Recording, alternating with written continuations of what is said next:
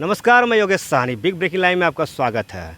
आइए मिलते हैं। आप देखते हैं सिनेमा में एक हीरो कैमरे के सामने दिखते हैं, उनको ज़बरदस्त हीरो बनाने में एक पीछे एक हीरो खड़े होते हैं। सर, क्या नाम पड़ेगा आपका? जी नमस्कार। सबसे पहले तो बिग ब्रेकिंग न्यूज़ वालों को सबको नमस्कार, प्रणाम। और मेरा नाम है दिनेश यादव। मैं एक फाइट मास्टर हूँ और अभी हम गोरखपुर में एक शूट कर रहे हैं। आपका सर ये सिनेमा का सफ़र कब से शुरू हुआ? मेरा सिनेमा का सफ़र सन 1996 से स्टार्ट हुआ।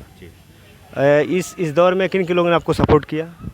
मुझे सिनेमा में लाने वाले मेरे गुरु हीरालाल यादव जी हैं, जिनके वजह से मैं सिनेमा में आया हूँ।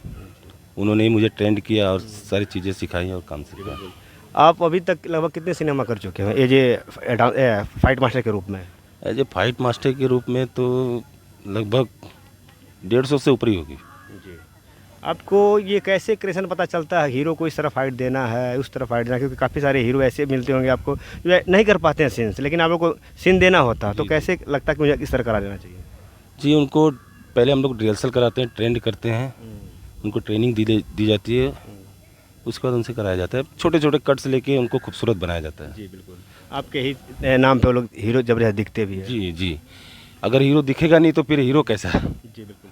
अभी ये 5G के दौर में लगभग देखा जाए सिनेमा से फाइट हटाई जा रही है, जबकि ऐसा नहीं हो जाए। सिनेमा में एक फाइट एक ऐसा महत्वपूर्ण पार्ट होता है जो फिल्म को खूबसूरत बनाता है। और लेकिन अभी जो हमारे ये क्रिएशन करते हैं, मेकर्स हैं, डायरेक्टर्स हैं, फाइट को ही हटा दिया जा रहा है। क्या ऐसे डायरेक्टरों को नहीं करना चाहिए? उन डायरेक्टरों के दो शब्द क्या कहेंगे आप? इसमें डायरेक्टरों की कुछ गलती नहीं है।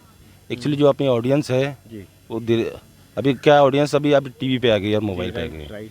तो टीवी और मोबाइल पे ज़्यादातर महिलाएं पिक्चरें दिखती हैं, तो महिलाओं को एक पारिवारिक स्टोरी ज़्यादा पसंद होती है। सास बहू ननद का झगड़ा, यही सब फला ढेका यही सब। और अपनी जो है यंग जनरेशन अभी भोजपुरी की जो है बहुत ही कम ऑडियंस, बहुत कम सिनेमा हॉल तक आ रहे हैं। और एक्शन सिनेमा हॉल में ही देखने में मज़ा आता है, टीवी से ज़्यादा सिनेमा हॉल में।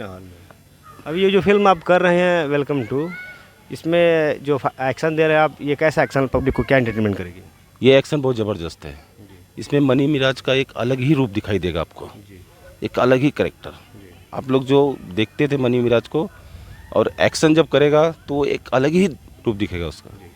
हमारी अभी भोजपुरी जो ऑडियंस है सिनेमा हॉल तक नहीं जा रही है, उन ऑडियंस को कैसे हम लोग सिनेमा हॉल तक लाएं? उनके लिए कुछ ऑडियंस को दो शब्द कहिए जो हमारे पिक्चरों को देखें और सपोर्ट करें, हमारी भोजपुरी ग्राफ आगे बढ़ सके। मैं सबसे रिक्वेस्ट करूंगा कि आप लोग सिनेमा हॉल तक आएँ, अपने भोजपुरी को सपोर्ट करें, ताकि हमारी भोजपुरी और ऊपर तक जाए। हम प्रयास कर रहे हैं आपको सिनेमा हॉल तक लाने के लिए, आपको अच्छी अच्छी सिनेमा देने के लिए।